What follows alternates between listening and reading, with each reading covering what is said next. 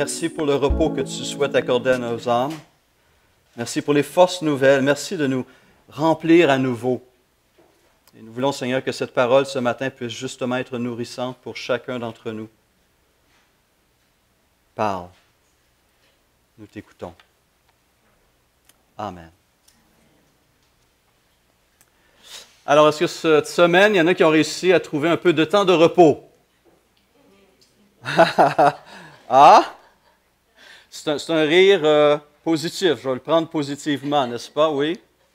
Prendre un temps pour se ressourcer physiquement, se ressourcer spirituellement. Nous poursuivons ce matin notre réflexion ensemble en cette période estivale sur le thème du repos, besoin de repos, le sabbat pour aujourd'hui. Alors, si ce n'a pas été votre cas cette semaine, ce matin se veut un temps d'arrêt, un temps de repos, un temps de ressourcement.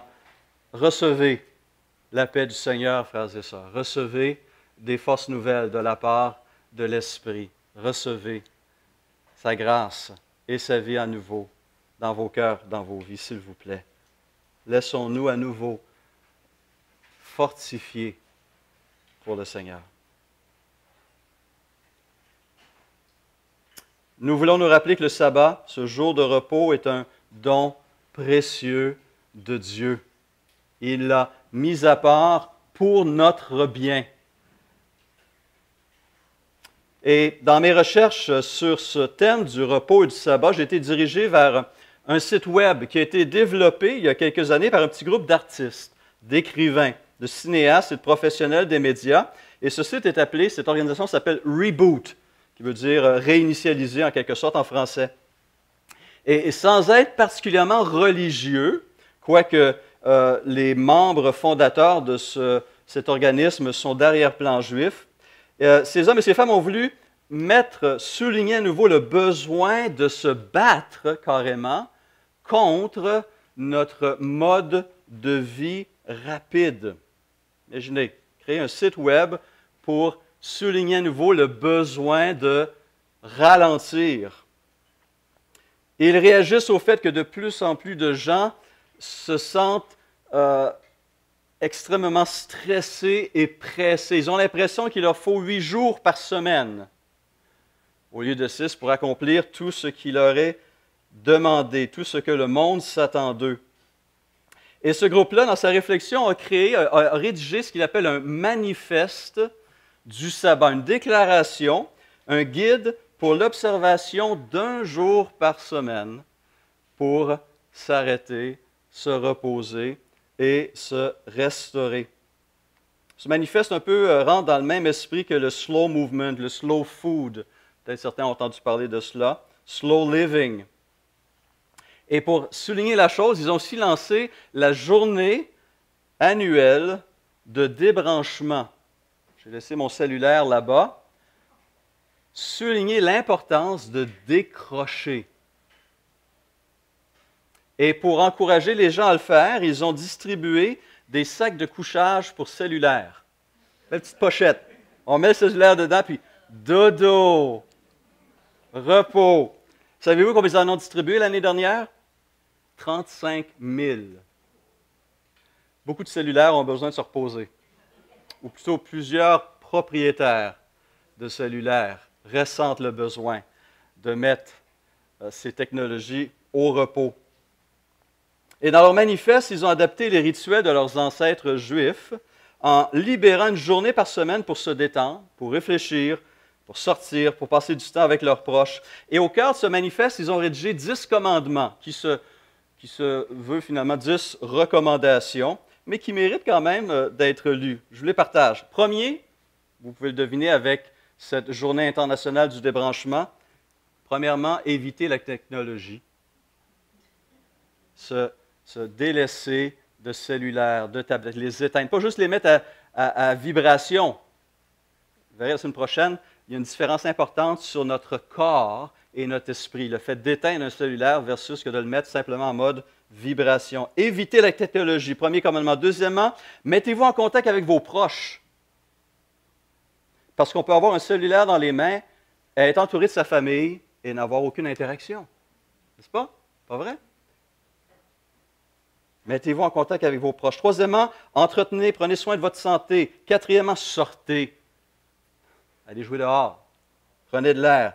Évitez, cinquièmement, le commerce. Allumez des bougies, sixièmement. Septièmement, buvez du vin. Ah, il y en a qui sont heureux de l'entendre. Huitièmement, mangez du pain. On va célébrer le repas du Seigneur, n'est-ce pas? Neuvièmement, recherchez le silence. Et dixièmement, redonnez aux autres. Une liste intéressante, hein? Besoin de remettre en question plusieurs de nos activités, de notre vie quotidienne. Et de réserver un temps régulier à chaque semaine pour connecter, pour se ressourcer, pour bénir et être béni. On a besoin de remettre en question notre style de vie contemporain. C'est un peu le discours que je tiens depuis quelques semaines, comme vous le savez. Le besoin de s'arrêter, pas seulement de ralentir, mais de s'arrêter, est ressenti par un nombre croissant de personnes. Mais pourquoi s'arrêter? On s'arrête pourquoi? Est-ce que c'est pour se tenir pendant des heures durant devant un écran de télévision ou d'ordinateur ou de tablette? Est-ce que c'est ça le but de cet arrêt qui nous est donné? Et ce matin, j'aimerais commencer à partager quelques-unes des réponses que la parole de Dieu nous donne sur la façon de recevoir ce temps de repos, la façon de vivre ces moments que Dieu souhaite nous accorder. Et 3 éléments méritent notre attention. Dieu nous demande de nous arrêter, premièrement, pour nous mettre à son écoute, pour l'entendre à nouveau. Deuxièmement, pour être restauré, guéri, fortifié pour la suite du chemin qui nous invite à suivre. Et troisièmement, ce que nous verrons la semaine prochaine, prendre plaisir en Christ et dans ses dons. Regardons ensemble ce matin les 2 premiers points de cette liste. Dieu nous demande de nous arrêter, de nous reposer pour d'abord et avant tout nous mettre à son écoute. À nouveau, entendre sa voix. Et l'importance de s'arrêter pour bien écouter est soulignée de manière assez particulière dans le récit de l'Exode. Alors que Moïse vient d'arriver en Égypte, envoyé par l'Éternel, il vient avec un message merveilleux. Dieu a entendu vos cris.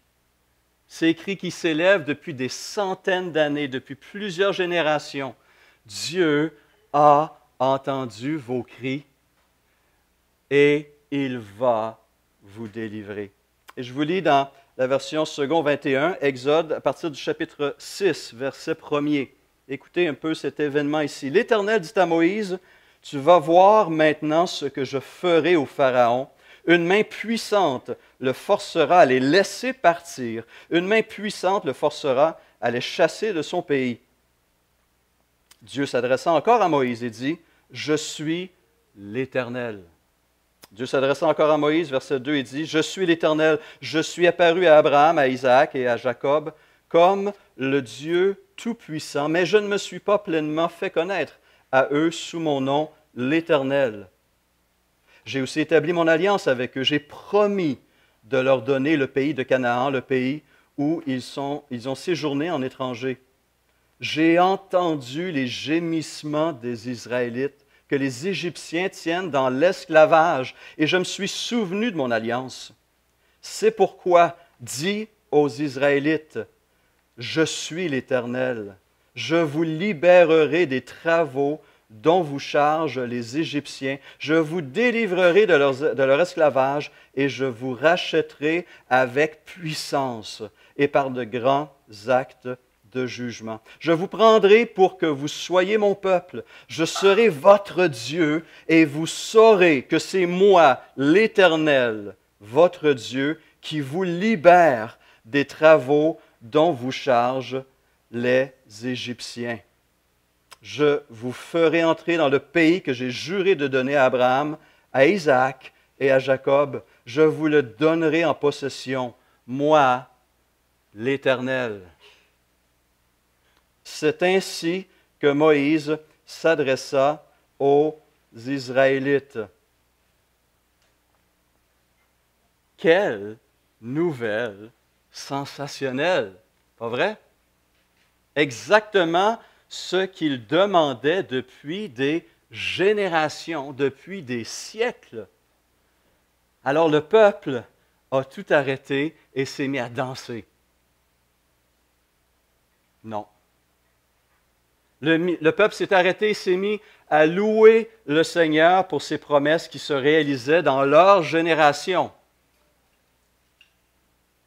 Non.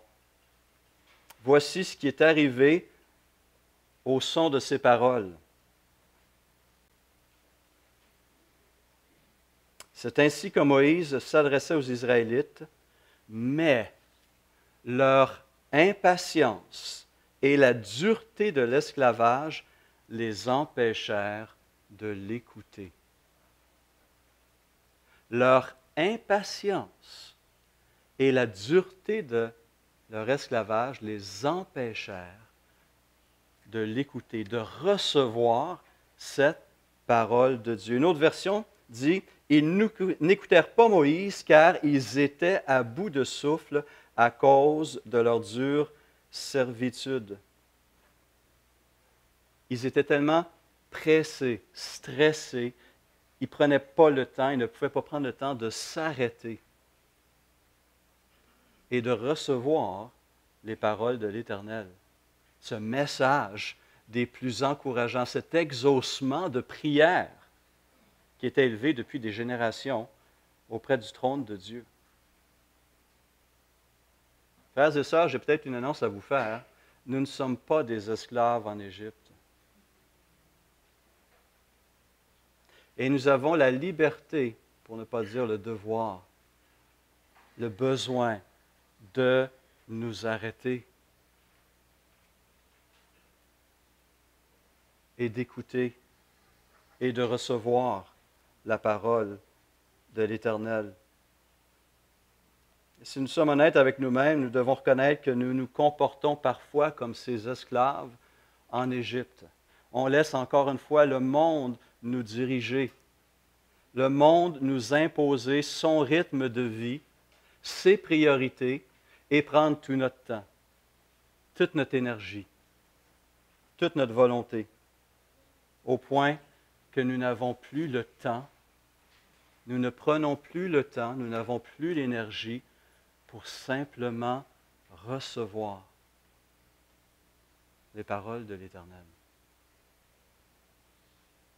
Nous ne sommes plus en Égypte.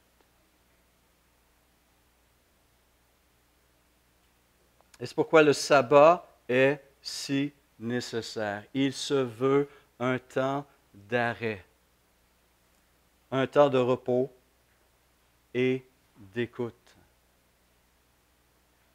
On travaillera 6 jours, mais le 7e jour est le sabbat, le jour du repos consacré à l'Éternel.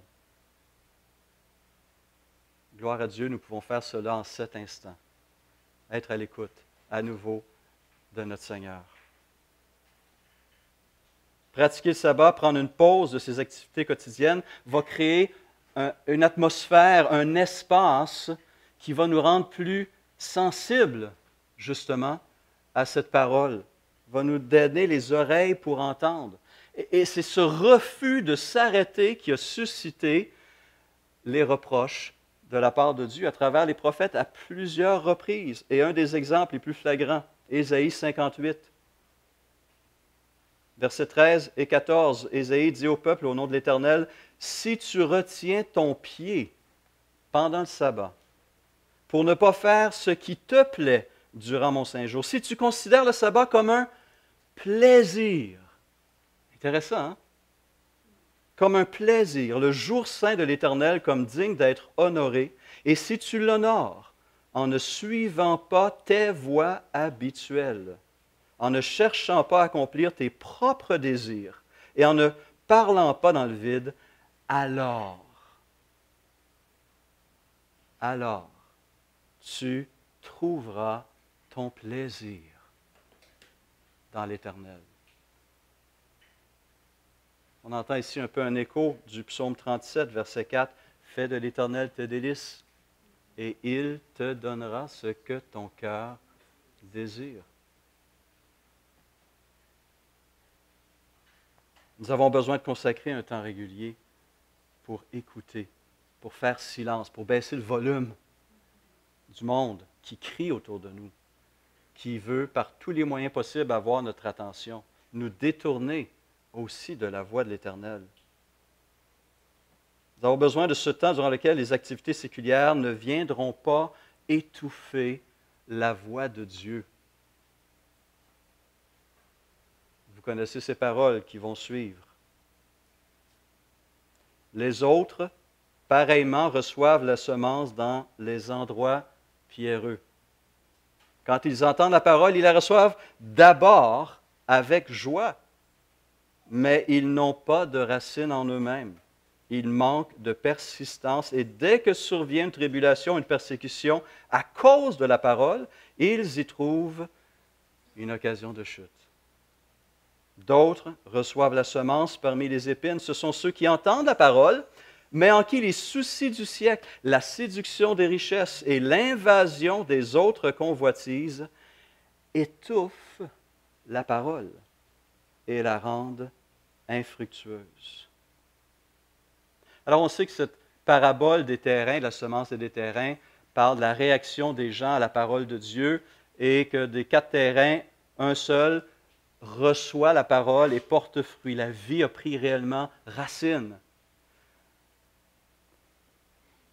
Mais dans les faits, je crois qu'un certain nombre d'entre nous, et moi-même parfois, je me comporte en incroyant fonctionnel.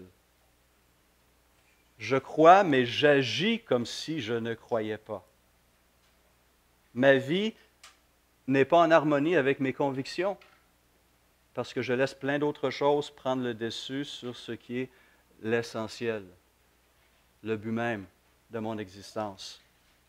Chercher Dieu, écouter Dieu et servir Dieu. Dans un monde qui a désacralisé ce jour de repos, où les centres d'achat sont ouverts 7 jours sur 7, où on peut nous rejoindre n'importe où sur la planète par quelques clics d'un cellulaire, à un moment où on organise, si vous êtes une jeune famille, toutes sortes d'activités le dimanche matin, évidemment, activités académiques, activités sportives, activités artistiques, le dimanche matin. Le combat est difficile, à un moment où des enfants, parfois adultes, mais non-croyants, vont organiser des réunions de famille. N'est-ce pas? Dimanche matin. Comment peut-on écouter Dieu attentivement? Aurons-nous le courage de mettre Dieu en premier et de mettre ce culte qu'il nous appelle à lui rendre, ce culte qui lui est agréable? On va lui offrir entièrement, de tout notre cœur, de toutes nos pensées, et non pas dérangés par le cellulaire qui sonne ou par les appels et sollicitations qui sont autour de nous. Mais il faut aussi apprendre à écouter. Ça aussi, ça demande un certain effort, n'est-ce pas? Apprendre à écouter. Savez-vous quelle est la chose la plus importante que le sacrificateur Élie a enseigné au jeune Samuel pendant toutes les années où il était en formation avec lui à Silo, dans le tabernacle? En 1 Samuel, chapitre 3, on connaît l'histoire de ce jeune enfant qui avait été désiré, prié par sa mère, qui était stérile, et Dieu a entendu la prière d'Anne et lui a donné ce garçon, Samuel, et elle a consacré son enfant au Seigneur et au service du Seigneur, et elle l'a amené auprès d'Élie à Silo pour qu'il soit consacré au service du tabernacle, auprès d'Élie. Et on lit au chapitre 3 d'un Samuel que le jeune Samuel était au service de l'Éternel devant Élie. Et la note ajoute ceci: la parole de l'Éternel était rare à cette époque, les visions n'étaient pas fréquentes. verset 7 a aussi une parole qui peut surprendre. On a ici Élie, on a Samuel qui est au service de Dieu, et on apprend au verset 7 que Samuel ne connaissait pas encore l'Éternel. Un jeune homme qui servait le Seigneur, mais qui ne le connaissait pas encore. Samuel ne connaissait pas encore l'Éternel, la parole de l'Éternel ne lui avait pas encore été révélée. Et voilà qu'un soir, Élie va se coucher, Samuel va se coucher, et en plein milieu de la nuit, Samuel, Samuel! Samuel entend une voix, se lève, et qu'est-ce qu'il fait? Il va auprès d'Élie. Oui, tu m'as appelé, qu'est-ce que je peux faire? Je ne t'ai pas appelé, va te recoucher. Et Samuel retourne se coucher. Et à nouveau, une deuxième fois, cette voix se fait entendre. Samuel, Samuel! Et Samuel se lève et il va auprès d'Élie. Et Élie le renvoie dans son lit. Et une troisième fois comme ça, et là, Élie comprend qu'il se passe quelque chose d'extraordinaire. Dieu appelle Samuel. Et là, Élie va apprendre la leçon de vie la plus importante que Samuel ait pu recevoir durant ses années de formation à Silo. 5, 6 petits mots. Éternel, parle, car ton serviteur écoute. Éternel, parle, car ton serviteur écoute.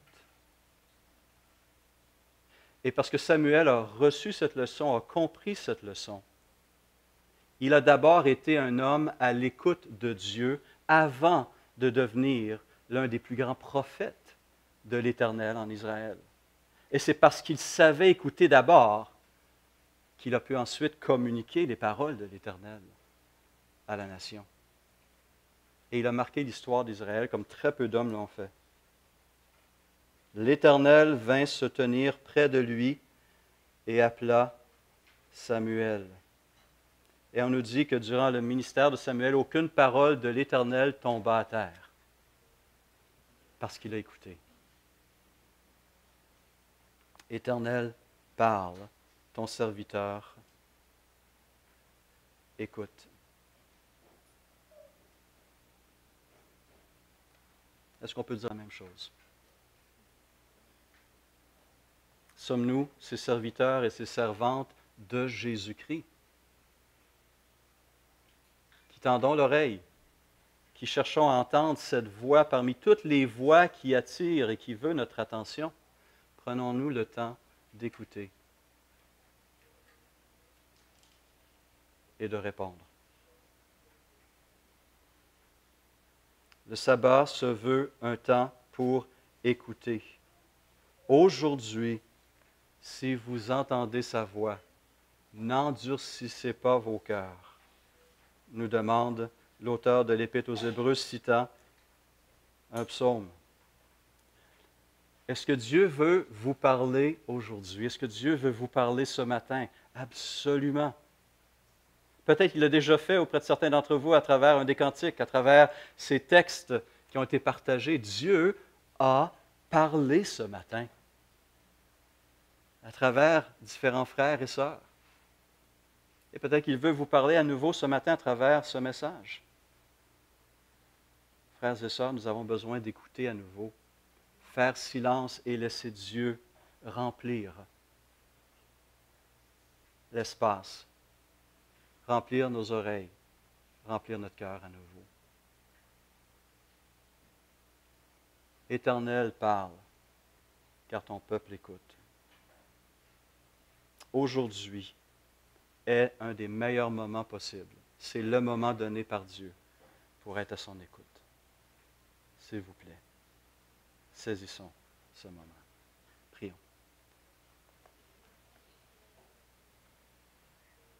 Seigneur, tout simplement, nous plaçons devant toi. Nous reconnaissons, Seigneur, que c'est un combat. C'est un combat de tous les jours, de baisser le volume du monde autour de nous, même de faire silence. Le silence nous rend tellement mal à l'aise parfois. Mais tu veux d'abord tranquilliser notre cœur, Père. Tu veux nous aider à nous débarrasser de cette impatience, de nous arrêter, déposer nos outils de travail et réellement t'écouter et être transformé, renouvelé, vivifié. Seigneur, pour cette parole qui est puissante, qui est efficace, qui pénètre au plus profond de notre être, cette parole qui apporte la vie, qui la soutient, cette parole qui vient de toi. Merci. Fortifie mes frères et mes sœurs, s'il te plaît, ce matin, et rends-les aptes à poursuivre leur marche avec ces forces nouvelles, avec ces paroles de vie qui les soutiennent et qui les bénissent, s'il te plaît. Merci, Père, pour ta parole, toujours pertinente, toujours puissante. Gloire à ton nom. Amen.